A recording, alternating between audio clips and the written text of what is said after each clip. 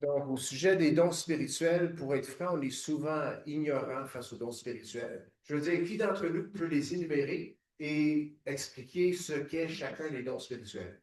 Beau défi. Mais au travers ce temps où on est dans les dons spirituels, je vais vraiment là, pour aller chercher une définition concrète, terre à terre, et je vous encourage d'être attentif. Et si vous n'avez pas pu l'entendre ici ce matin, ou si vous voulez le réentendre, les messages sont sur YouTube. Là, faites YouTube EPN ou Pastor Peter Buchanan EPN YouTube. Vous allez tomber sur où il y a nos prédications. Donc, on peut aussi les réécouter. Mais c'est ça. Donc, les dons spirituels. Puis on a vu la semaine passée, puis je vais juste résumer, les dons spirituels doivent toujours glorifier Jésus. Amen. Je répète, les dons spirituels doivent toujours glorifier Jésus. Amen. Pas la chair, pas l'être humain, mais on parle ici de charisme, de dons. Et vous savez, hein, on a déjà vu des personnes qui ont des charismes. C'est attirant, hein? Mais ne sont pas quelqu'un avec des charismes, il n'est pas meilleur qu'un autre. Souvent, les vendeurs, ils ont des charismes.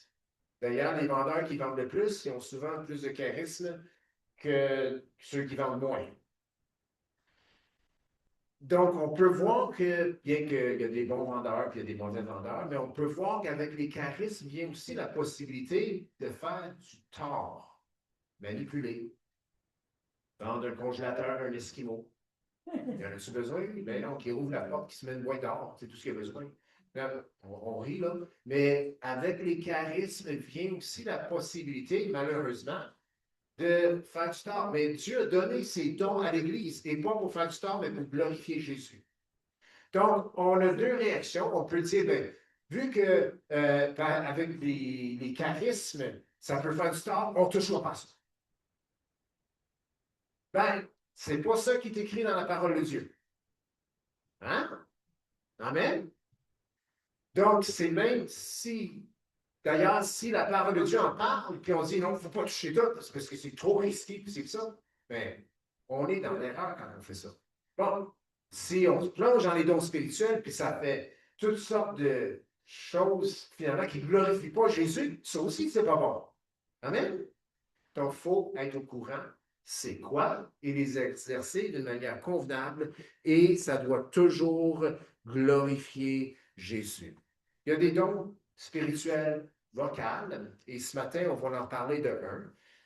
Le deuxième dans la liste, et c'est la parole de connaissance. Puis en parlant de parole, d'être vocal, une petite histoire ici. Il y a un homme qui a fait des recherches sur l'Internet, je ne sais pas où. Puis, il a découvert la chose suivante, que les femmes utilisent environ 30 000 mots par jour, tandis que les hommes en utilisent juste 15 000. Vraiment interpellé. Fait qu'il amène ça à sa femme. Il dit, chérie, les femmes, ils servent de 30 000 mots par jour, puis les hommes, en général, à peu près 15 000. Puis sa femme répond, ben, ça, c'est parce qu'il faut qu'on répète tout.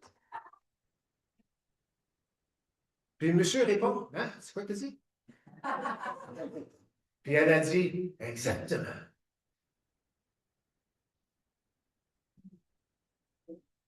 Donc, on a le don de connaissance, et pour qu'elle se manifeste, on doit parler.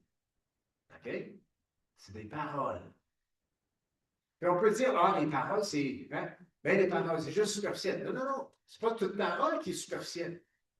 Donc, si on dit, ben, des paroles, c'est superficiel, ben, arrêtez de parler, quoi. Non, non, il y a des paroles qui sont bien placées. Dieu veut que nous parlions. Amen. Il veut des paroles édifiantes. Amen. Donc, il ne faut pas jeter bébé avec l'eau du bain. Amen. On va avoir des bébés parmi nous. On veut les garder. Amen. L'eau du bain, on n'en veut pas. Mais on garde le bébé. L'apôtre Paul a dit que nous devons aspirer aux dons spirituels. Et il n'est pas à l'écran celle-là parce que je pensais qu'il était au début du chapitre 12, mais il est au début du chapitre 14. Si vous êtes dans vos Bibles, 1 Corinthiens 14 dit, recherchez la charité aspirez aussi aux dons spirituels, mais surtout à celui de prophétie. On peut dire ça ensemble? Aspirez aussi aux dons spirituels. Juste avant, il va rechercher la charité. C'est l'amour.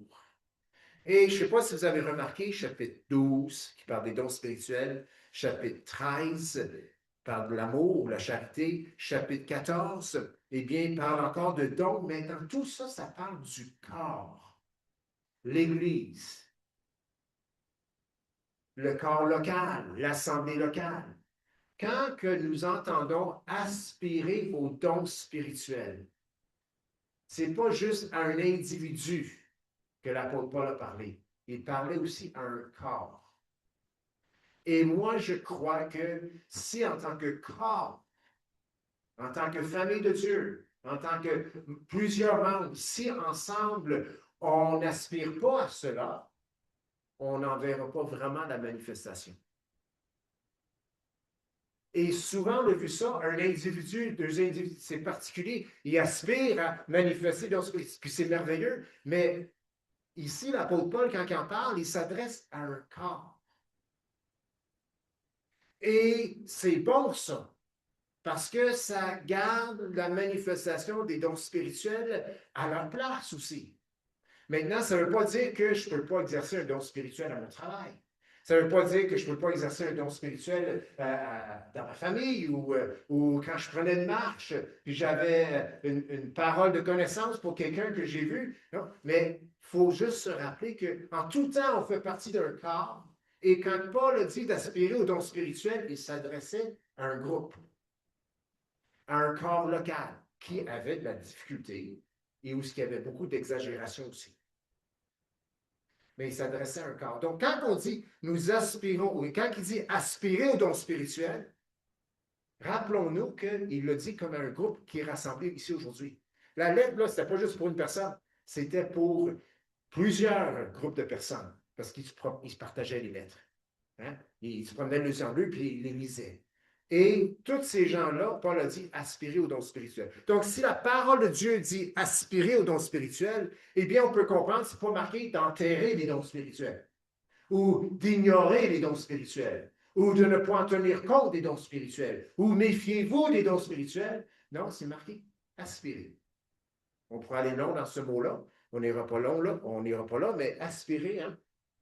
C'est quelque chose qu'on veut exercer, mais en même temps qu'on veut bien faire. Tu sais, que j'aspire d'être papa, ou j'aspire d'être maman, ou j'aspire d'être grand-père, grand-mère, ou j'aspire d'être un ingénieur. Eh bien, c'est pas juste waouh, c'est fun, puis on est ingénieur le lendemain matin. Non, on va se préparer pour, on va aller aux études, on va être un bon ingénieur. Amen? Parce que j'aspire à ça. Aspirer au don spirituel. Donc, c'est là qu'on est ce matin. Et comme j'ai dit tantôt, on va s'arrêter un don ce matin. Donc là, vous dites, bon, ben, on est bon pour 9 dimanches. OK, correct. Parce qu'il y a 9 dons spirituels dans un Corinthien, mais je pense que c'est bon. Tu sais, on pourrait faire la liste un matin, puis toutes les définir, puis on s'en va chez nous, puis la semaine prochaine, on fait autre chose. Mais non, on va s'arrêter dessus. Amen? Mais je veux dire, c'est quoi vraiment le don de connaissance? Ou le don de connaissance? C'est quoi ça? 1 Corinthiens, on va lire le chapitre 12, versets 1 à 11, et ensuite on va s'arrêter sur verset 8. Pour ce qui, verset 1, chapitre 12. Pour ce qui concerne les dons spirituels, je ne veux pas, frère, que vous soyez dans l'ignorance. Oh. Bien, on va l'apprendre ce matin. Amen. 2, vous savez que lorsque vous étiez païen, vous vous laissiez entraîner vers les idoles muettes selon que vous étiez conduit.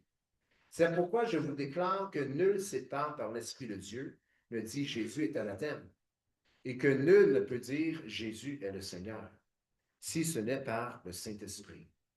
Il y a diversité de dons, mais le même Esprit. Diversité de ministères, mais le même Seigneur. Diversité d'opérations, mais le même Dieu qui opère tout en tous. Si vous voulez savoir c'est quoi l'idée derrière ces 3 derniers versets, le message la semaine passée l'a adressé. 7. Or, à chacun, la manifestation de l'Esprit est donnée pour l'utilité commune. Très important.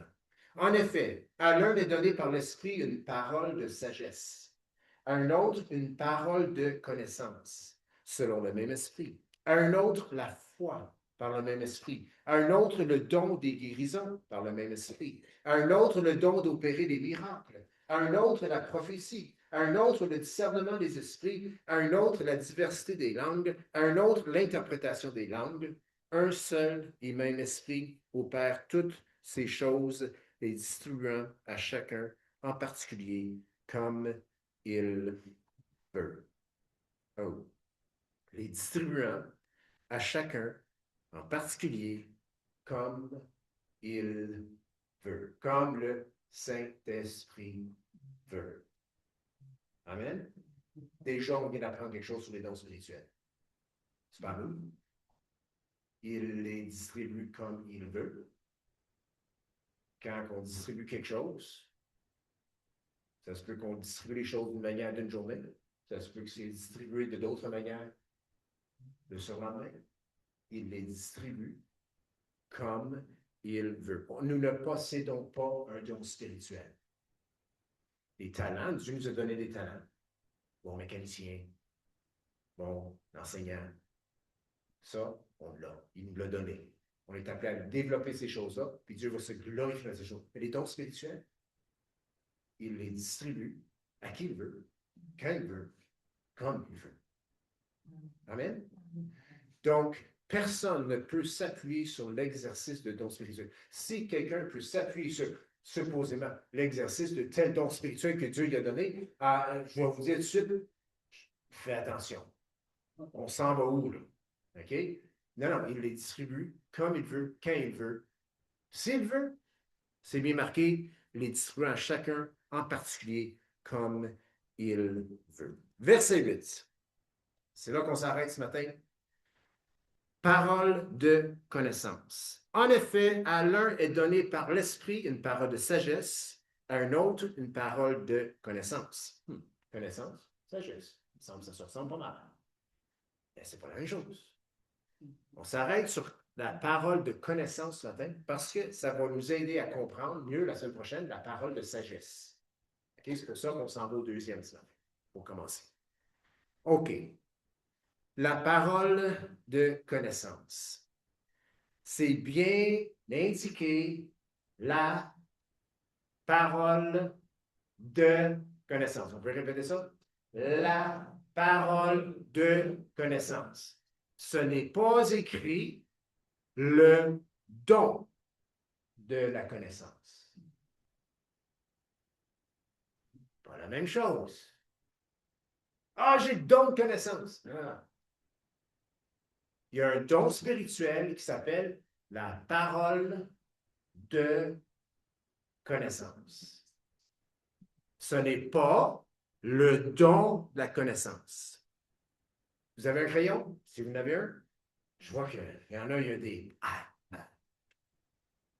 Prenez ça en note. Voici la définition de la parole de connaissance. On y va? C'est la révélation surnaturelle du Saint-Esprit. C'est la révélation surnaturelle par le Saint-Esprit de certains faits dans la pensée de Dieu. Je répète. La parole, j'allais dire le don de la connaissance. La parole de connaissance. C'est drôle, on a notre jargon, là. Ah, le don de la connaissance. Non, la parole de connaissance, définition, c'est la révélation surnaturelle par le Saint-Esprit, très important, c'est un don spirituel, par le Saint-Esprit, de certains faits dans la pensée de Dieu. C'est quand même clair comme définition? Hein? C'est clair aussi. De certains faits, des faits, dans la pensée de Dieu. Saviez-vous que Dieu a beaucoup dans la tête? Oui. Lui, il connaît tout. On appelle ça un Dieu omniscient. Tout connaissant. Il est tout puissant. Et il est tout connaissant. Il connaît tout. Même les pensées dans notre tête présentement, dans notre cœur. Dieu connaît tout. Le diable connaît pas tout. Saviez-vous, vous pouvez cacher des choses au monde spirituel en gardant la bouche fermée? Ils ne savent pas ce qui se passe à l'intérieur. Ils peuvent peut-être lire des expressions, des comportements, puis ils sont, hein? Mais ils ne connaissent pas tout. Dieu connaît tout. Il nous connaît même mieux que nous-mêmes. Si on ne sait pas pourquoi on fait telle ou telle chose ou pourquoi on se comporte d'une telle manière, on peut même demander à Dieu, Seigneur, pourquoi je me comporte comme ça? Il sait mieux que nous. Il connaît tout. Donc, pour venir à la définition, le don de la parole, c'est-à-dire de connaissance, c'est la révélation surnaturelle par le Saint-Esprit de certains faits dans la pensée de Dieu. Eh bien, c'est comme si Dieu, dans son omniscience, dans toute sa connaissance, dépose chez quelqu'un une petite partie.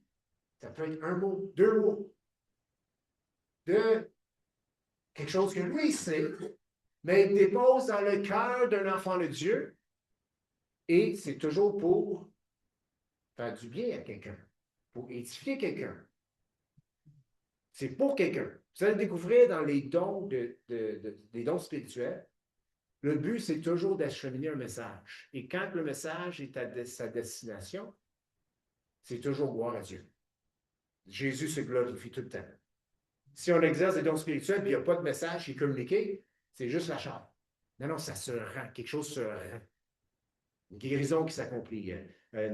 Une parole de connaissance qui est dit ou de sagesse. Le message se rend. Dieu est un Dieu d'ordre. Amen. Quand il donne un message, c'est pour se rendre à la destination. Amen. Puis quand ça se rend, c'est gloire à Dieu. Dieu se glorifie. Donc, Dieu est omniscient.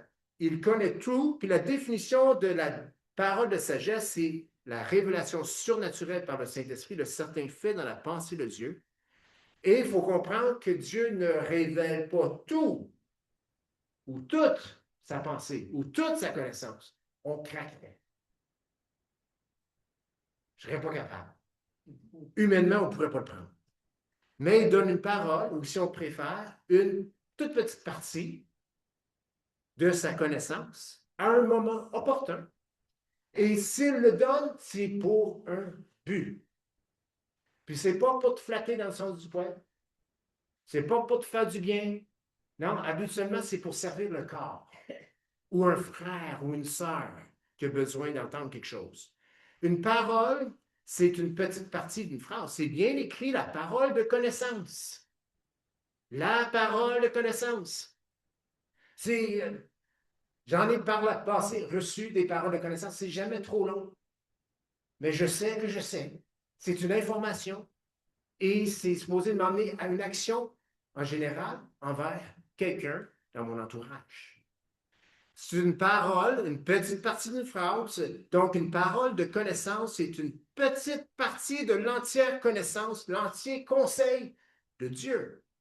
Et nous, ces tout petits enfants, ces petites créatures, peuvent par le don de connaissance. Parole de connaissance. Hey, désolé. Vous pouvez dire, tu tombes pasteur encore. Parole de connaissance. Par la parole de connaissance, il peut me donner une parole.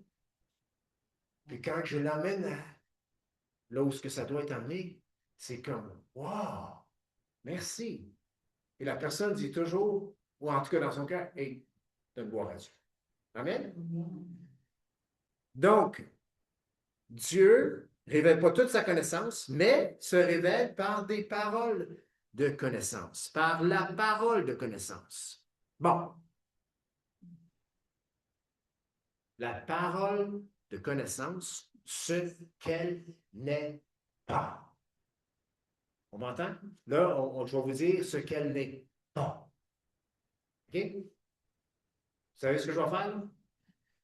Hein? Des fois, on dit ça. Le pasteur, quand il prêche, il faut dise ce qu'il voulait dire, il faut qu'il dise ce qu'il ne voulait pas dire. Tout le monde comprend ce qu'il voulait dire. Donc, On parle de la parole de connaissance et voici ce qu'elle n'est pas. Parce que souvent, il y a des points que j'en ai là, on dit, ah, ça c'est la parole de connaissance. Non, non, c'est pas ça. Donc, ce qu'elle n'est pas. La parole de connaissance n'est pas la connaissance naturelle. Je répète, la parole de connaissance n'est pas la connaissance naturelle. C'est bien dit. La parole de connaissance, c'est un don spirituel. Amen? Ce n'est pas naturel. Et elle est, comme tous les autres dons spirituels, elle est spirituelle. 12.1, pour ce qui concerne les dons spirituels. Et parce qu'on ne les comprend pas, on réduit les dons spirituels à du naturel.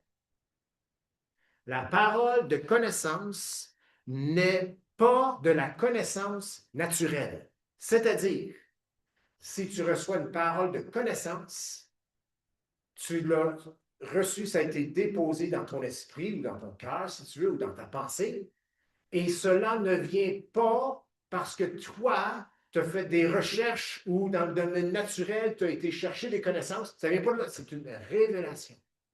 Quelque chose que tu déposes en toi, la parole de connaissance.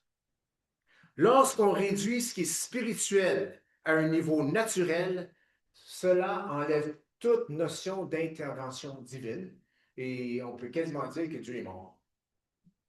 Il ne parle plus, il ne se réveille plus. C'est des dons spirituels. La parole de connaissance n'est pas la connaissance naturelle. Un exemple ici. C'est un exemple que je tire d'un autre don spirituel, don des guérisons. Si nous disons qu'aujourd'hui, le don de guérison s'opère par la médecine, on est en train de réduire quelque chose de surnaturel dans le naturel. Je ne suis pas contre les médecins. Puis jamais je vais dire à quelqu'un de ne pas consulter. Mais c'est une erreur de dire qu'aujourd'hui, parce que la personne n'a pas vu des miracles ou pas vu de guérison, que ça marche tout de même. Aujourd'hui, don de guérison, c'est par la médecine. OK.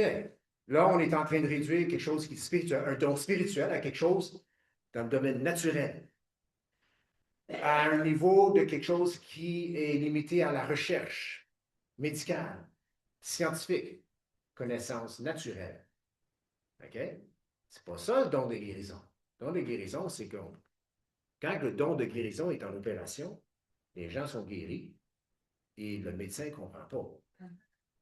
Et qu'est-ce qu'il dit, lui? Il y a deux réactions d'habitude. Soit qu'il dit gloire à Dieu, je ne comprends pas ce qui s'est passé. Ou si on met des traitements, il dit gloire à la médecine, on ne sait pas comment ça marchait, mais ça marchait. On a les deux réactions. C'est ça. Mais il ne faut pas réduire ce qui est spirituel à un niveau naturel. Donc, si nous disons qu'aujourd'hui, le don des guérisons, ben, c'est la médecine, eh bien, on limite l'intervention de Dieu uniquement au travers de l'intervention humaine.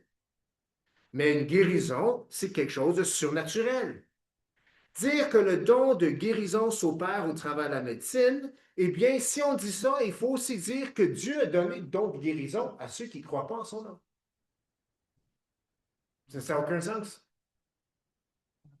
Le don spirituel s'opère par les incrédules, quoi?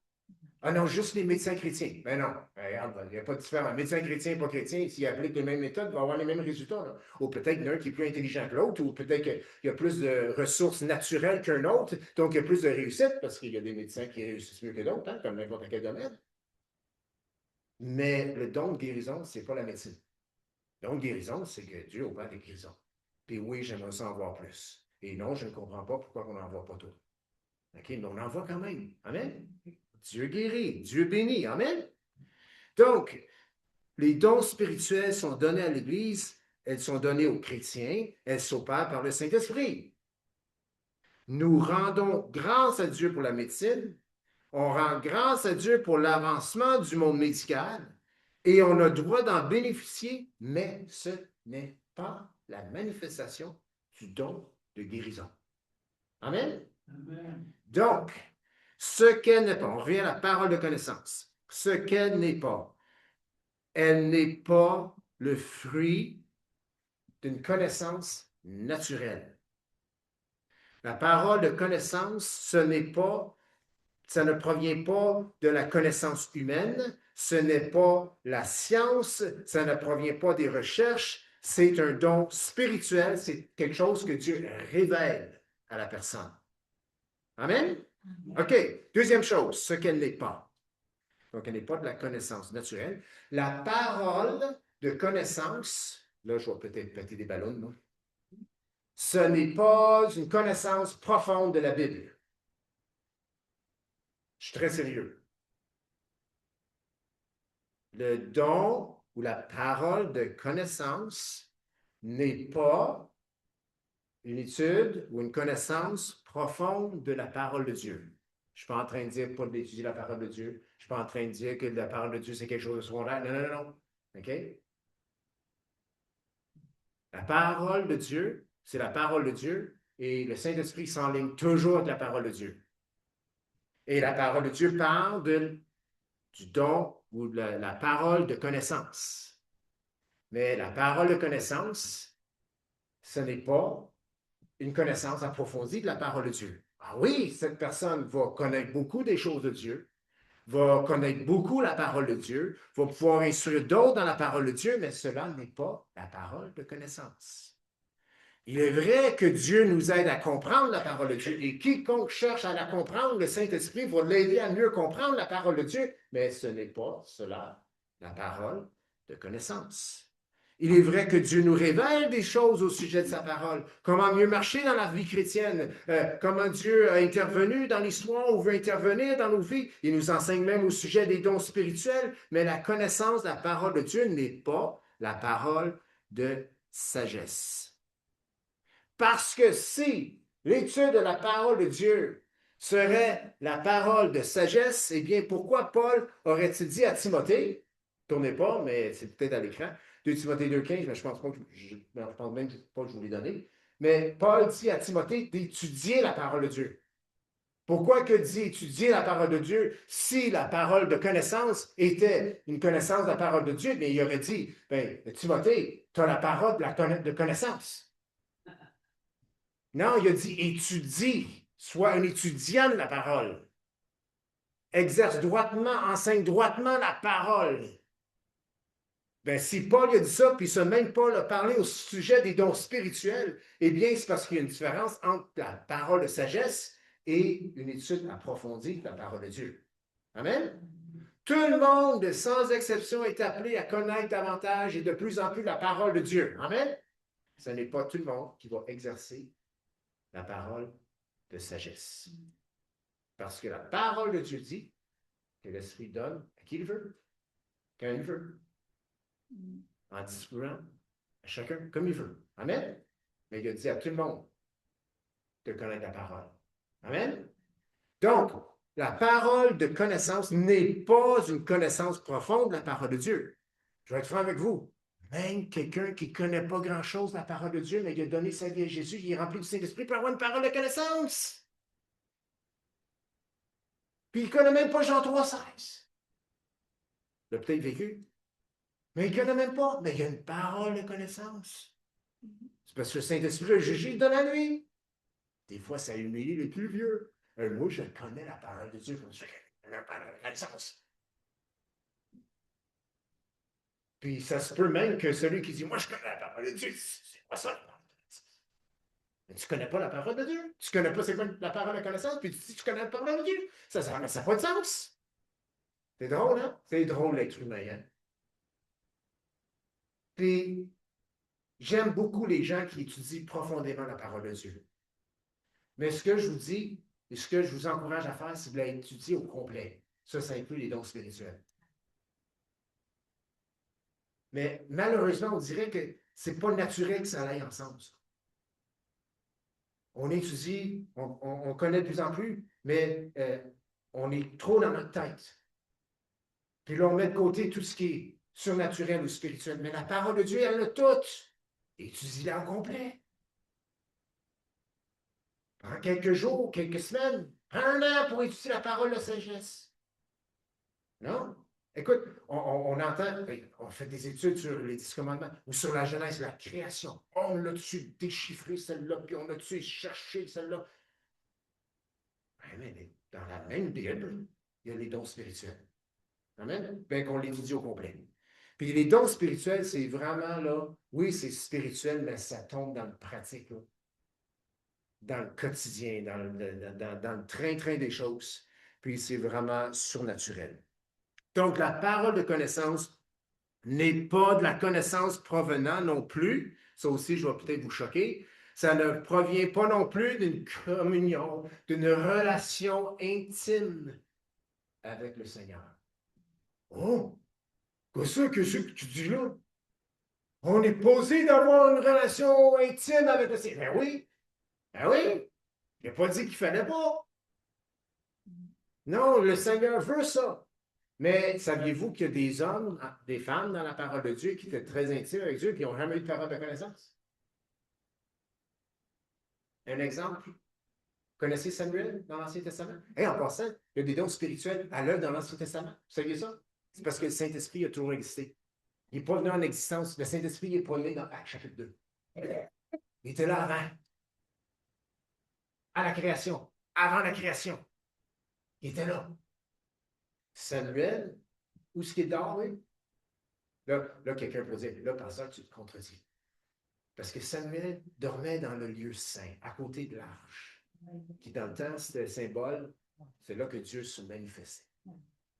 Samuel, il était intime, c'est pour ça qu'il a eu la parole de connaissance. Il était intime, Dieu était proche. Non, pas nécessairement. Dieu a choisi de parler à Samuel, celui-là. Amen. Mais il y avait quelqu'un, pas loin de lui, qui s'appelait Élie, qui a enseigné à Samuel tout ce qu'il connaissait. Et Samuel, par 3 fois, il entend Dieu qui parle. Dieu le réveille, il parle. Puis Samuel pense que c'est Élie qui parle. Fait que Samuel s'en va voir Élie. Élie, tu m'as dit non, je ne vais pas parler, va te coucher. Tu me déranges, va te coucher. Hein? Dieu parle encore. Ah, Samuel. Samuel. Élie, t'es où? Ça va voir Élie. Élie, tu veux se parler? Samuel, t'es pas parlé. 3 fois. Non, là, ça allume pour Élie. Pour moi, il dormait. Samuel, c'est Dieu qui parle, c'est pas Élie. Là, je le mets vraiment dans mes mots. Il dit, quand tu entends cette parole-là encore, il dit, Éternel, ton serviteur est à l'écoute. Mais Élie, il a marché avec Dieu toute sa vie. Oui. Élie connaissait la parole de Dieu. Élie était prêtre, il s'occupait des choses de Dieu toute sa vie. Mais c'est pas à lui que Dieu a parlé. Il a parlé à Samuel. Donc, la parole de connaissance ne vient pas parce qu'on a une communion nécessairement intime avec Dieu ou parce qu'on marche intègrement dans ses voies. Non, non. Il le distribue à chacun comme il veut. Amen. Et ce soir-là, c'est à Samuel, un enfant. Et c'est un peu triste l'histoire, mais l'enfant a la parole de connaissance. Dieu lui révèle quelque chose au sujet de la famille d'Élie. C'était pas beau. Mais c'était comme ça. C'est comme ça. Parole de connaissance. Donc, la parole de connaissance n'est pas le fruit nécessairement d'une communion ou une relation intime long terme avec Dieu. Je répète la définition de la parole de connaissance, c'est la révélation surnaturelle par le Saint-Esprit de certains faits dans la pensée de Dieu. Et Dieu peut faire ça avec n'importe quel enfant de Dieu. Peu importe sa connaissance de la parole de Dieu, peu importe la longueur de sa marche avec Dieu, Dieu peut l'accorder. Et on a cet exemple d'Élie Samuel. OK. Terminant, on va regarder quelques exemples dans la Bible de paroles de connaissance. Vous êtes prêts pour ça? Oui. Il y en a dans l'Ancien Testament. Il y en a de nouveaux. On va surtout s'arrêter de nouveau parce que je pourrais passer 3 heures sur différents exemples dans la Bible de la parole de connaissance. Mais la définition est là. Révélation surnaturelle par le Saint-Esprit de certains faits dans la pensée de Dieu. Il connaît des choses, puis il décide de déposer cette connaissance dans la pensée d'un enfant de Dieu. 2, 3 paroles qui sont une direction claire et précise. OK. Apocalypse chapitre 2 et 3. C'est l'apôtre Jean. Bon, on les aura peut-être par l'écran, les deux chapitres, puis on ne lira pas les deux chapitres. Mais regardez bien ces deux chapitres. L'Apocalypse de Jean, chapitre 1 et 2. Excuse-moi, même pas. Non, c'est 2 et 3. Vous savez, c'est quoi l'Apocalypse, chapitre 2 et 3? 2 et 3? C'est Dieu, c'est Saint-Esprit qui parle à Jean et aux églises. Et je ne sais pas si vous remarquez, avant chaque message pour chacune des églises, Dieu dit à Jean, écris à l'ange de l'église d'Éphèse, écris à l'ange de l'église de Smyrne, écris à l'ange de l'église de Pergame, écris à l'ange de l'église de Thyatire, écris à l'ange de l'église de Sardes, écris à l'ange de l'église de Philadelphie, écris à l'ange de l'église de Laodicée. Le Saint-Esprit avait une parole pour chacune de ces églises.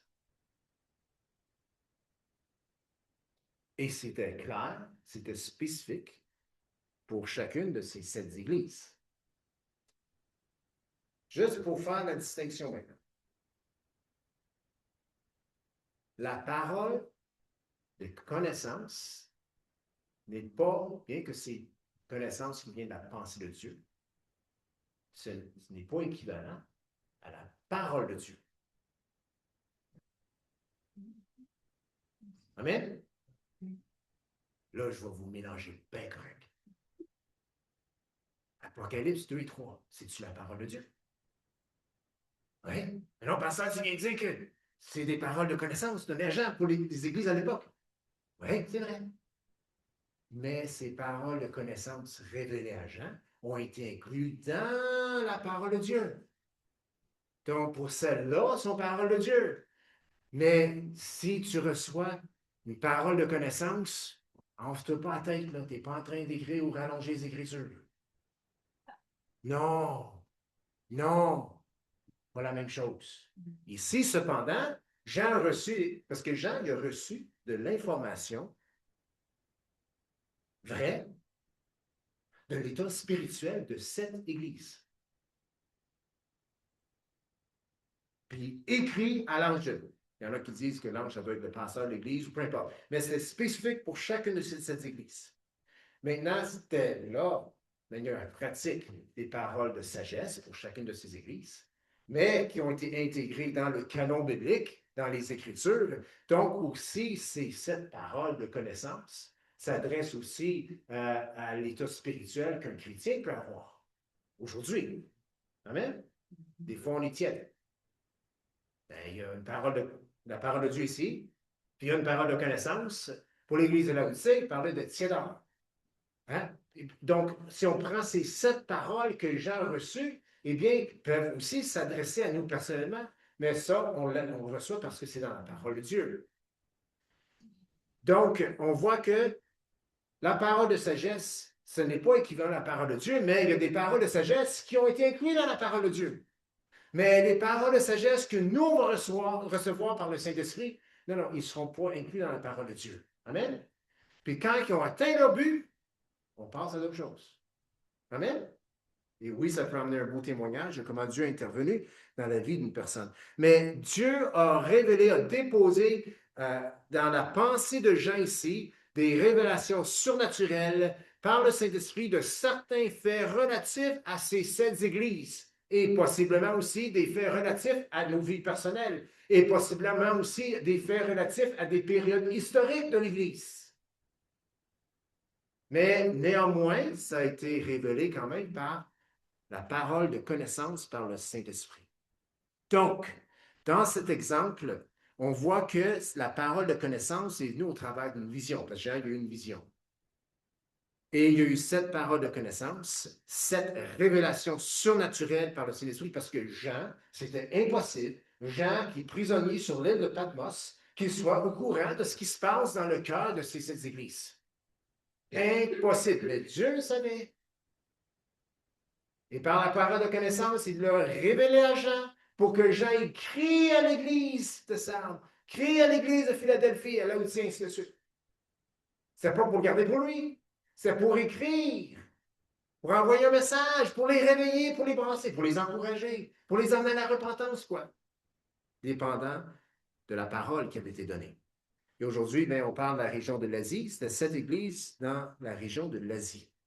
Par la parole de connaissance, Dieu a communiqué 7 messages à Jean au sujet de l'état spirituel des 7 églises. Cette révélation était surnaturelle. C'était par le Saint-Esprit de certains faits qui étaient dans la pensée de Dieu. Quand on parle de faits, un fait, ben voici un fait. Daniel il est assis ici dans l'église. C'est un fait. C'est ça? Je te vois puis je pourrais te toucher. Tu es là. C'est un fait. L'état spirituel d'une personne, c'est un fait. Amen? Qu'on ne voit peut-être pas parce que c'est peut-être intérieurement, mais les 7 églises de l'Apocalypse, Dieu connaissait l'état spirituel de ces 7 églises et il communique ses faits à Jean. Connaissance, révélation surnaturelle par le Saint-Esprit. Donc, Jean ne pouvait pas le savoir. Impossible. Pas de téléphone cellulaire, pas d'Internet, rien de ça. Juste le Saint-Esprit.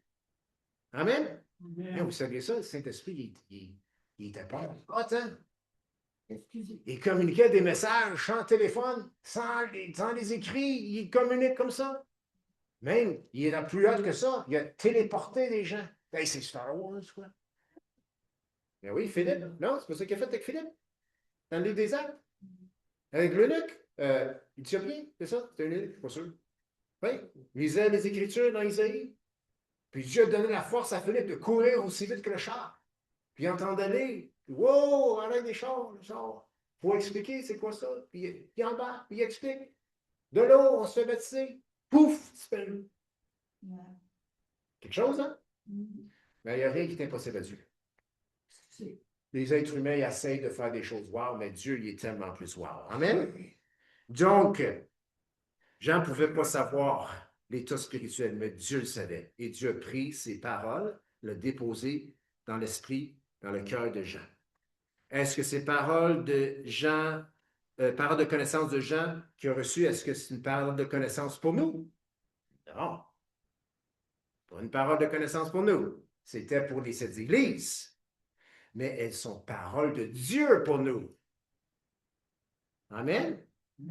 Elles sont paroles de Dieu pour nous. Parce que Dieu n'a pas écrit Apocalypse, chapitre 3, versets 1 à 6 pour Peter. Il l'a écrit, il l'a donné pour l'Église de Sardes, parole de connaissance. Et il l'a intégré dans la parole de Dieu pour le corps, pour les enfants de Dieu. Amen? Donc, elle n'est pas pour moi parole de connaissance, personnellement, mais elle est parole de Dieu pour moi. Et je dois l'écouter. Et s'il y a quelque chose à mettre en pratique, je dois la mettre en pratique. Amen? Allez dans le livre des Actes. Actes, on était là matin. Actes chapitre 9, verset 10. Bon, c'est plus concret. Acte 9, verset 10. C'est la conversion de Saül, qui devient Paul. C'est ça? Saul à Paul, le persécuteur au prédicateur de l'Évangile. Et Saul, sur le chemin de Damas, eh bien, se rend vers Damas pour enchaîner des chrétiens, pour les emprisonner, parce qu'il veut taire cette nouvelle doctrine, il veut taire le message de l'Évangile. Eh bien, Dieu le met à terre sur le chemin, Dieu lui parle, puis il dit, rentre dans la ville de Damas, puis c'est ça. On n'en dit pas plus, mais le Seigneur parle à Ananias. Confondez pas les Ananias. C'est pas l'Ananias qui est mort dans le chapitre 5. Non. Mais c'est un autre Ananias. Non, il y a plusieurs personnes du même nom dans la Bible, OK? Il ne faut pas les confondre, il faut les distinguer. Ananias et Saphira, ben, c'est ça. C'est eux autres qui ont menti face aux dons qu'ils ont fait à l'Église. OK? Puis ils sont morts, ils ont menti au Saint-Esprit. Mais cet Ananias-là, ce n'est pas l'Ananias dans le chapitre 9. OK? L'Ananias dans le chapitre 9, c'est un enfant de Dieu obéissant et qui a reçu une parole de connaissance. Verset 10, c'est écrit, or, il y avait à Damas, donc c'est intéressant, c'est la ville où ce que Dieu a envoyé Paul. Aveugle maintenant. Et dans la même ville, il y a un homme qui s'appelle Ananias, un chrétien. Or, il y avait à Damas un disciple nommé Ananias. Le Seigneur lui dit, dans une vision, oh, c'est encore par une vision. Ananias, il répondit, me voici, Seigneur. Le Seigneur lui dit, lève-toi, va dans la rue qu'on appelle la droite et cherche dans la maison de Judas un homme nommé Saul de Tarse. Car il prit, il a eu en vision un homme du nom d'Ananias qui entrait et lui imposait les mains afin qu'il recouvrât la vue. OK. Est-ce que Ananias, est-ce que c'est par le fruit de recherche que su que l'apôtre Paul était en train de prier et qu'il a vu dans une vision qu'un homme du nom d'Ananias rentrait pour lui imposer les mains? Il a trouvé c'est sur le Google? Non. IA? Non, non, non, non, rien de ça. Par une lettre? Non. Parole de connaissance. Il a même dit quelle rue aller, quel bord virer, quelle porte cogner. Mais c'est merveilleux, amen. Aujourd'hui, on a des témoignages, même dans notre temps, je ne peux pas le dire personnellement, pas aussi précis que ça, mais justement, que Dieu qui a déposé dans le cœur de quelqu'un, parole de connaissance, de se rendre à telle place, parce qu'il y avait quelqu'un qui avait tel besoin, il se rend là, et cette personne-là a ce tel besoin, puis il prie pour la personne est délivrée, la personne est au Seigneur, oh, qu'est-ce qui arrive? Gloire à Dieu. À Dieu. Ça, j'aime ça. Ça, c'est le message de l'Évangile en action, par la parole de connaissance. Donc, Ananias ne pouvait pas savoir naturellement qu'à une certaine adresse se trouvait un certain homme au nom de Saul qui priait. Non plus aurait-il pu savoir que cet homme avait une vision, puis qu'Ananias rentrait dans la pièce, lui imposait les mains, puis qu'il resterait la vue. Il le sut par la parole de connaissance. Dieu savait au sujet de toutes les personnes qui priaient dans ce moment-là. Les chrétiens de Damas savaient qu'il y avait un gars qui s'appelait Saul, qui faisait du tort à l'Église. Il y avait du monde qui priait à Damas. Saul s'en vient. Mais Dieu a donné la parole de sagesse à Ananias. Puis il a tremblé dans ce culotte dessus. Parce qu'il a dit au Seigneur, Seigneur, tu sais c'est qui ça? Tu me dis, moi, allez voir. Oui. Seigneur, tu veux que j'aille en prison? C'est quoi que tu veux? Mais Ananias a obéi. Il a été. C'est pour ça qu'on est ici aujourd'hui. As-tu vu ça? Parce que Paul est devenu l'apôtre des gentils, des incrédules, des non-juifs, des impurs. Ça, c'est nous. Mais c'est pas vrai qu'on est impurs. On est les enfants de Dieu, amen? Puis Dieu est bon d'appeler toutes les nations à lui. Puis c'est par Paul que ça s'est beaucoup affirmé. Et aussi les autres disciples qui ont été dans les nations qui n'étaient pas juives. Donc, Dieu savait, il savait tout le monde qui priait, parce que Dieu a toute la connaissance. Il savait, là, Canada, il y a plein de monde qui prie. Ananias, en reconnaissance, Ananias se lève, il y a la rue, il y a l'adresse, il sait quoi dire, il sait quoi faire. Par reconnaissance. Wow! Je veux dire, ça, c'est bien mieux que SRR. Hein? OK. Il y a quelqu'un de malade sur telle rue, on va cogner à toutes les portes. Oh, non, non. Ça, c'est un bel effort humain. Un bel effort humain. Mais je vais vous dire, ça risque de mal finir. Parce que le gars qui va t'accueillir, qui est peut-être malade, il va probablement te revirer de bord et t'appeler que tu es un ci ou un ça. Parce que ce n'est pas le Saint-Esprit qui t'a révélé par une parole de connaissance. Non. Parce qu'il faut comprendre, quand il révèle, quand il y a la parole de connaissance, il y a aussi la préparation de la part du Saint-Esprit pour recevoir la personne. C'est ce qui est arrivé avec Paul. Dieu l'a mis à terre sur le chemin de Damas, l'a rendu aveugle. Il a touché son cœur. Il a parlé. Il était prêt à recevoir Ananias. Parce que si ça avait été 4-5 jours plus tôt, il l'aurait attaché, il l'aurait lié, il l'aurait mis en prison. Mais non, il était prêt. Amen? Puis, il a reçu cette parole que Dieu avait donnée à Ananias. Ça, c'est la parole de connaissance. OK. Un dernier. Acte 10. Avancez juste un petit peu. Acte chapitre 10. On ne lira pas tout, mais celle-là, c'est la parole de connaissance que Pierre a eue. Yes. Donc, c'est une vision que Pierre a reçue. Et Dieu lui donne cette vision d'une grande nappe qui descend du ciel, puis il y a du McDonald's, du Saint-Hubert, il y a tout. Et Paul dit, moi, je ne peux pas manger ça parce que c'est impur. Et je vous dis que le Saint-Esprit vous dit de ne pas manger ça. Non, pas ça. C'est pas impur. Vous pouvez manger ce que vous voulez. Ben, ça, c'est un autre sujet. Une belle grande nappe. Il faut comprendre que Pierre, ici, c'est que le porc, c'est pas bon. Il y a bien des oiseaux qu'on ne mange pas. Et ci, puis ça, puis probablement les fruits de mer ne sont pas au menu non plus. Il y a plein de choses qu'il ne doit pas manger parce que ça le rendrait impur, puis il refuse à chaque fois. Puis Dieu me répond, je le mets dans mes mots, il dit, ce que j'ai déclaré pur, il pur. Mais il a quand même rien mangé. Mais il y a une parole de connaissance. C'est drôle, je n'ai pas sorti le verset, mais on va le trouver. C'est-tu le verset? Oui, verset 19. Voilà. Donc, il y a une vision. Ah, c'est quoi ça? Grosse nappe. C'est marqué, il est tombé en extase. Il a vu quelque chose. Wow. Il se lève. C'est quoi ça?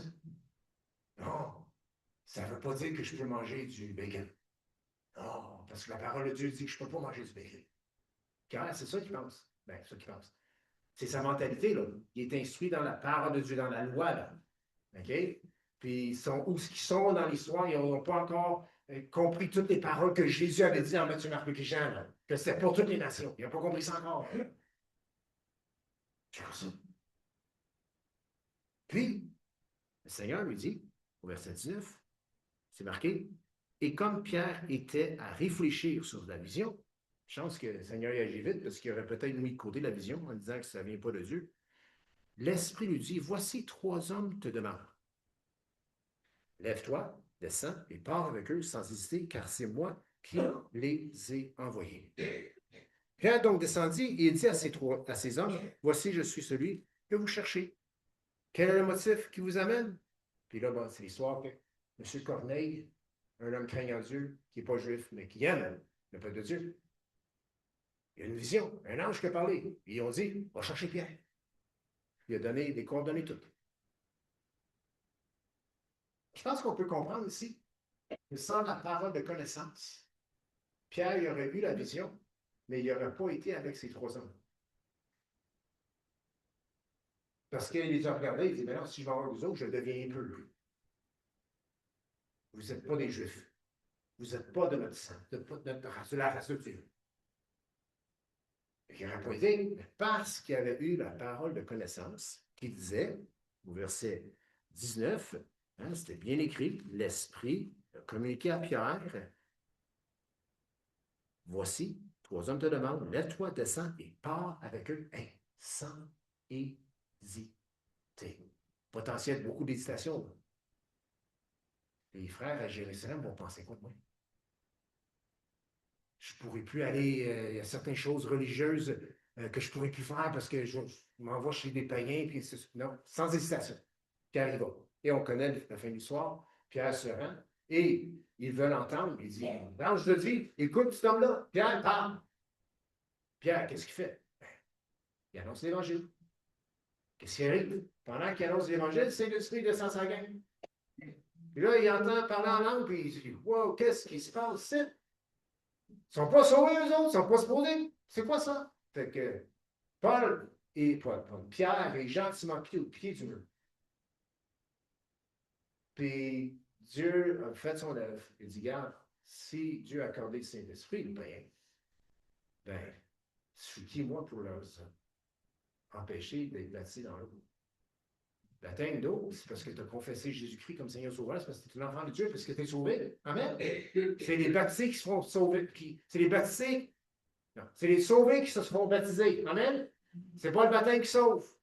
Fait que si Pierre les passe dans les autres baptêmes, c'est parce qu'ils reconnaissent qu'ils sont sauvés, parce qu'ils ont reçu le message.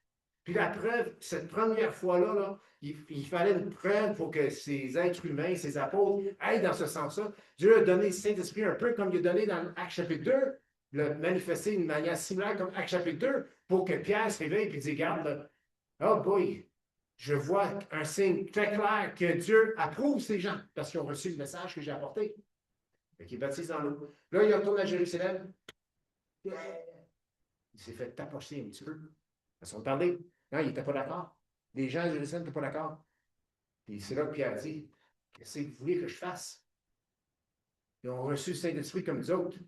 Il faut bien que je leur fais passer par le baptême parce qu'ils sont sauvés.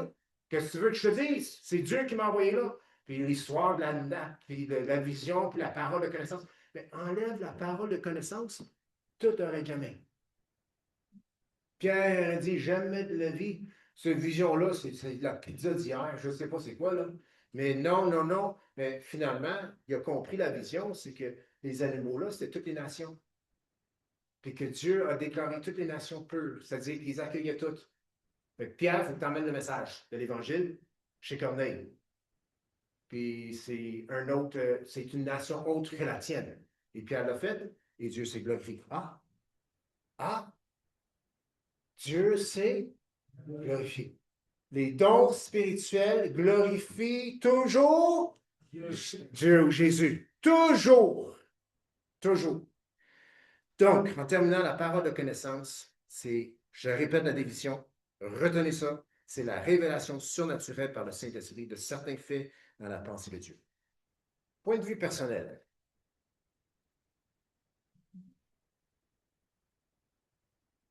En 97 peut-être. Puis, en toute franchise, j'ai bloqué la patente. C'est triste, hein? Mais on apprend là-dedans aussi. Je rentre au travail, et je vois un individu là-bas avec qui je travaille, c'est un coéquipier de travail. Je le sais, sa blonde le laisse hier soir.